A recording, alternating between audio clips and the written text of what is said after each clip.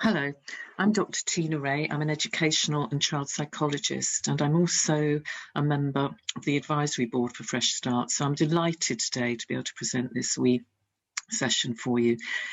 I've called it Beyond COVID Catch Up, the Real Road to Recovery. And I hope it's going to set you thinking and give you a few ideas and considerations around the way forward for us now as we nurture our children and young people through the remainder of this pandemic, which is clearly ongoing. In the first lockdown, I overheard a conversation as I did my usual morning walk, and a wee boy was talking to his mum and saying, "Why do you have to go to work?" He was obviously a child of a key worker. He was worried that she would get the virus, and she said, I'm going to go in, darling. I'm an essential worker. I've got to be there. But he said, "You might die." And she said, "We're all going to die one day, but I'm being really careful, so you mustn't worry." And the wee boy said, "But I feel sick when you go. You might not come back. I think we should all just stay at home. It's safer. We can't be safe anywhere else." And it was at that point I really felt very, very strongly that we were going to see a big rise in terms of social anxiety, phobias, general anxiety around health, etc. And I think for our children and young people, this was something that was going to have to be managed very, very quickly at the outset, and it's ongoing, clearly.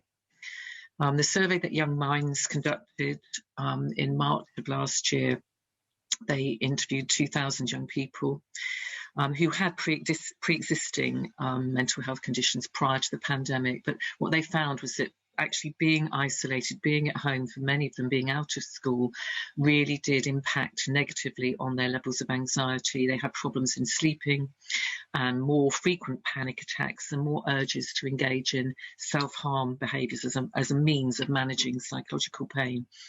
The Coast-based study at the University of Oxford, which is ongoing now, they're tracking children throughout the pandemic, found that 1/5 of children did not now feel safe to leave their homes. So again, we've got to be very careful here that that would propose to me that 4/5 of children did feel okay. So again, this is a continuum. We are seeing these issues, and I'm very aware of it, but it is on a continuum, and not all children would experience the same thing in terms of their levels of anxiety increasing. However, I remain concerned. Survey data reported via the BBC on the 21st of the 1st this year. This was from the Prince's Trust Youth Index survey, and there were 2,000 children, young people aged between 16 to 25 who responded, and 63% of them said the pandemic had actually left them feeling always or often more anxious.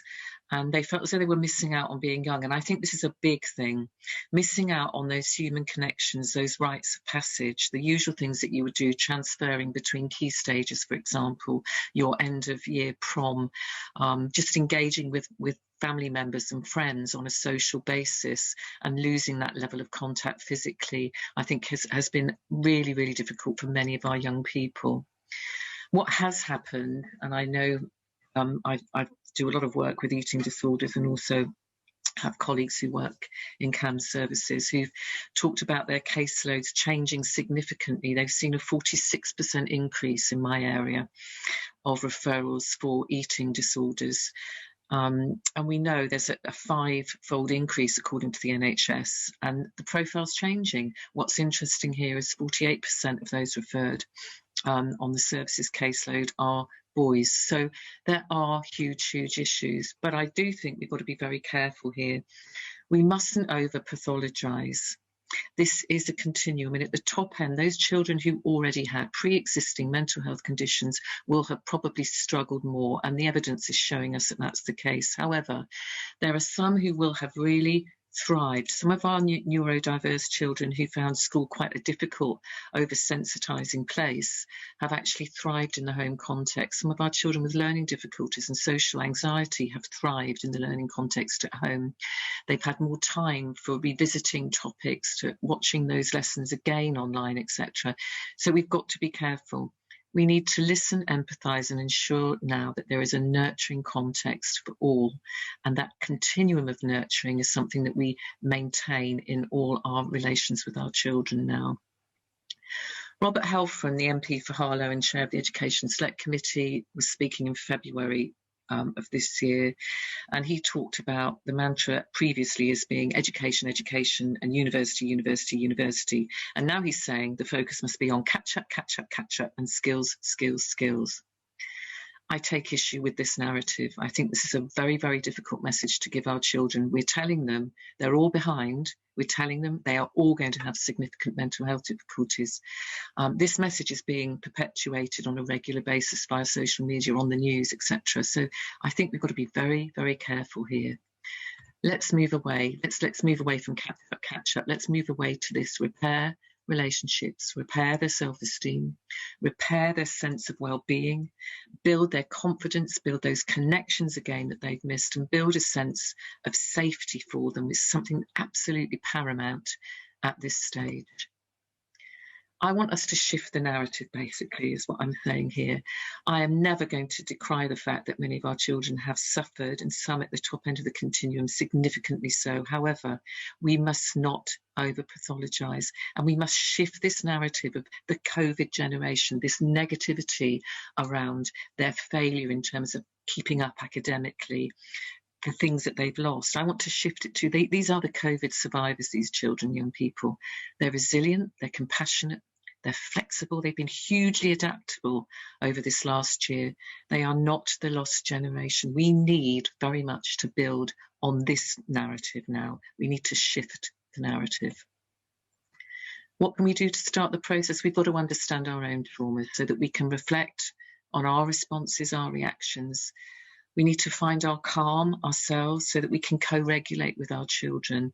We can't do that. Dysregulated adults cannot possibly support dysregulated children, young people. So we've got to be very aware of how we manage our own well-being and engage in self-care that really works for us and helps us to stay regulated. Not taking their behaviour personally, understanding that anxiety-driven behaviours very often look like defiance, but they're not. We must not punish children for displaying anxiety. We need to use discipline without shaming. That's ever the case. Moving away from those behaviourist approaches that clearly don't work for any of us. Obviously, at this point in time, engaging with family members and carers, they will have a lot to say about their children's needs at this moment in time. We know what anxiety is. It's that strong, overwhelming feeling, that fear of something. We feel threatened. It causes us to feel very frightened, very uncertain, and it can last for a short time or it can be prolonged. In the case of COVID pandemic, for us, this is a prolonged fear and sense of anxiety. For some of us, it has affected our ability to eat, sleep, concentrate, travel, leave the house. It has increased some of the phobias that we may have already previously had. It can also interfere with our enjoyment of everyday living, not being able to just do the stuff that we used to be able to do and feel relaxed about. One child that I worked with years ago, when I asked her to describe what anxiety meant or felt like for her, she said it was like a brick wall in front of her. She felt as though she couldn't move over it, underneath it, around it. It was just there, like this awful sense of just being in almost a prison in front of her. She couldn't get over this brick wall. When I asked her to think about what this would look like if she could maybe just manage a wee bit of that anxiety, she said it would be like a staircase, step by step by step. And this is what we need to be thinking about now in terms of a hierarchy of anxiety, not giving kids these great big goals, but talking about small steps to success, small steps back in, small steps back to well-being and recovery, so that they can move from that bridge, the side of the bridge in which we engage in what Seligman called learned helplessness, to the other side of the bridge where we begin to thrive once again and engage in the kind of post-traumatic growth that I think we're all, as human beings, quite capable of. We know what the triggers are to anxiety, awful events, bereavements, losses, bullying, specific fears. It may be a genetic predisposition. Some of us are prone, personality-wise, to be more anxious. We know that some of us have to work harder at keeping our heads right. But for all of us, there is this level of COVID uncertainty, and actually managing and navigating the new routines, the ongoing lockdowns. And we know we may well be going to have to contend with a third wave of this virus at some point this year. So transitions, lockdowns, lack of connections, physical contacts, the loss of routines and rituals around everyday living. We have to manage all of this, and this can produce, obviously, these heightened levels of anxiety. So focusing on what we can control is really, really important at this point in time. But also knowing how to answer children's anxious questions, not dismissing their worries, making time to talk, challenging gently those negative automatic patterns of thinking and feeling, really taking the emotional temperature when we're working with a child, either individually or in small groups or in a class, and really using skills of emotion coaching so that we recognise, we help them to label how they're feeling, we validate it, it's okay, it's normal to feel like this, and then we work with them to problem solve, okay? Very important, this is done within a context of safety and nurture. So the language and the tone that we use matters. So giving them that idea, it's safe, I'm here for you, I'm here with you, I'm staying here, you're going to be safe. Helping them to recognise the physiology of anxiety. This will pass, your body's responding in an anxious way. Give it a minute or two, it will pass, you've been through it before, you can do it again. And then validating. It must be so hard, I can see it, it's difficult, it's making you feel nervous and frightened. Do you want to talk it through? It's not silly that you feel like this, not remotely. I can see you're worried, how can I help you right now? And there are things that all of us can do at this point in time to support children in terms of reducing levels of anxiety. Structure and routine, actually putting those in place and being very clear about this, warning of any slight change so that we feel secure. Ensuring that there's appropriate levels of exercise, play and free time. Anxious people find that difficult. You need to factor in these things and plan in activity schedule, lovely, pleasurable activities that you feel relaxed in. This goes for us as adults as well. It's not just for the children. Having that quality time together, limiting access to the news, which reinforces these current narratives of fear and anxiety, and also reinforces this whole notion of academic catch-up, the lost COVID generation. Let's focus and reflect on the positives, having those happy memories, what we did well before, what was wonderful about us in terms of our relationships and our learning, so we can see that we can get that back again. Maintaining and building our relationships, absolutely crucial. But obviously, as I said earlier, looking after ourselves, looking after you as the adult in the relationship is crucial. That self-care is not selfish. You need to look to yourself to ensure that you're self-regulated first. I am supporting lots of school-based staff in terms of developing anxiety support plans for children, young people, almost like, dare I say it, a COVID passport for anxiety, for well-being, whatever you want to call this. I think it's really important. Each child can have their own one-page anxiety support plan that they develop, perhaps with you as an adult supporting them, but on their own as well. Knowing that there's no right or wrong here, it's about what works for them, writing down anything that they think may be helpful that they've used in the past to help them manage those feelings when they're starting to feel overwhelmed, and then being flexible, knowing that they will have to adapt and change it over time, as we do with our self-care plans. Just a quick framework for this. What are my triggers? What makes it worse? What helps? When is it not quite so bad? So looking for the exceptions. What small steps can I take right now? Those first 60 seconds of that general feeling of anxiety really matters, that I put into place 3 simple things that I can do straight away. 3 things I can do to calm myself. And then things I can do every day to look after my well-being. So the activity scheduling, factoring in flow moments, fun times. People that I can go to help or to talk, and knowing that I can trust them and feel safe with them.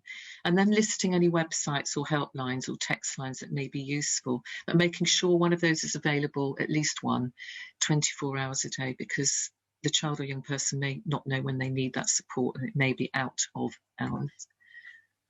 And encouraging them, obviously, to build their toolbox of well-being. And we know from positive psychology, and there's so much out there in terms of resources for you to make use of now. It's really important that we present these tools and strategies to our children and young people, but that they take them and they own them and they find out what works for me. So sometimes I might want to have that bit of worry time where I factor that in, and then I shelve the worries. I go out and play, I come back in, and then I talk those worries through. I might have put them on post-it notes, etc. I might use mindfulness, relaxation, some grounding activities, some deep breathing. It may be that I engage in journaling, which I personally find really, really helpful and therapeutic, to actually just process my thinking and, ending the day on 3 good things that have happened, 3 positives, rather than going to bed on worries, etc. So lots and lots of things for that toolbox, which would also obviously include daily access to physical activity. The task for us, I think, in essence, is to create and resource what I call a recovery curriculum. And my Toolbox of Wellbeing WeBook, it's a WeBook, and it was intended to be so because I wanted it to be hugely accessible to parents and carers. I think we need to be thinking about making sure that what we do is trauma informed, we understand where these behaviours may emanate from, and how to manage them effectively and support them effectively with nurturing, putting wellbeing first. There's a need for us all, I think, at this point in time to engage in what I call the 3 trauma recovery approaches. So self-regulate for well-being, finding out what works for us, getting moving mentally and physically for well-being. And that means actually really using our skills cognitively to challenge negative automatic thinking, but also physical activity, and then making those connections, because connections, relationships heal. So that trauma-informed classroom or safe space or base that we want to create for our children and young people, and these are thanks to Dr. Chris Moore, a wonderful educational and child psychologist. It's about belonging, ensuring there's a sense of that things are predictable, organised. There's a regular opportunity throughout the day to regulate. It's differentiated to suit each child, so we need to ask them. And it builds on relationships. So those 6 keys, absolutely crucial, and differentiation is central here. It's a very hackneyed word in some people's vocabulary, not always used appropriately, but I think differentiation for mental health now, it's on a continuum. Not everyone's going to need a therapeutic intervention, but we are all going to need these 6 keys to get through this and to fully recover. There are some new resources that have just come out this month. I'm recording this in April. Hopefully you may want to have a look at these, because I think very, very strongly that people don't need to be looking around for lots of different things at the moment. They need to have things at their fingertips that they can pick up and use. So these are all structured to include those 3 key factors, and there's a great deal of really useful tools and strategies in terms of regulation, mindfulness, CBT, etc., in these resources. So I hope that you will check them out and find them useful. And my key messages today for you is that I think we need to be thinking about safety first. We know our children will learn, they'll catch up, and they'll tell us what they need. They don't all need extra support. Some of them will be saying, I'd like some help with my reading. I really do feel that I've lost this. I can't do this anymore. I'm frightened of this. Then let's listen to them and let's give them what they need, what they tell us they need and their parents tell us in order to catch up. But they need to catch up emotionally first. Nurture, structure and rebuilding relationships here are key. We need to understand and be able to manage the impact of trauma in our own lives first. We need to be self-regulated. And I think in doing this, we must also be very careful that we avoid re-traumatizing children by overly focusing on the negatives. Yes, they have to be dealt with, but for some of our children, they will skip like bunnies back into school and be quite happy. For others, they won't. They'll need something in addition, and that's fine. But remember, there is a continuum. Let's think about what helped us cope. Let's build on strengths here. What helped us cope in these lockdown periods? The connections we made online, the friendships we built, the activities we engaged in, the learning that we did that was nothing to do with the curriculum, that is never measured but can be so wonderful creatively. Let's make sure that we build the connections. We know what the rules are around physical distancing. We maintain those. We make sure that our most vulnerable get the right kind of support at the outset. Let's not leave that one to chance. And we know who they are. You work with them. So these children, young people will need that additional support. But let's listen to what they tell us they need. And let's be more creative now. It's a great opportunity this time to actually think about what has been working well, particularly for some of our more neurodiverse communities. And the approach to learning, the flexibility around engaging one-to-one, having that individual tuition, some online learning, etc. The balance of that for some of our children has ensured that they actually have thrived during this last year, academically and emotionally. So let's think about that too. It's a great opportunity to begin to be more flexible and creative about how we actually provide this so-called education for our children.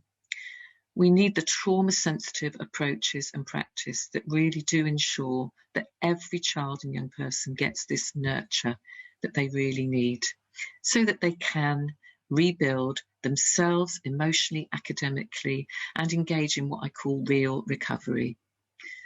Thank you very much for listening, and wishing everybody a really, really successful time at the rest of your session. I hope that today really begins to draw people back together again and builds a sense of community for you. A fresh start. I know what amazing, amazing work that everyone is doing. So wishing everyone the best with that. Thanks for listening. Goodbye.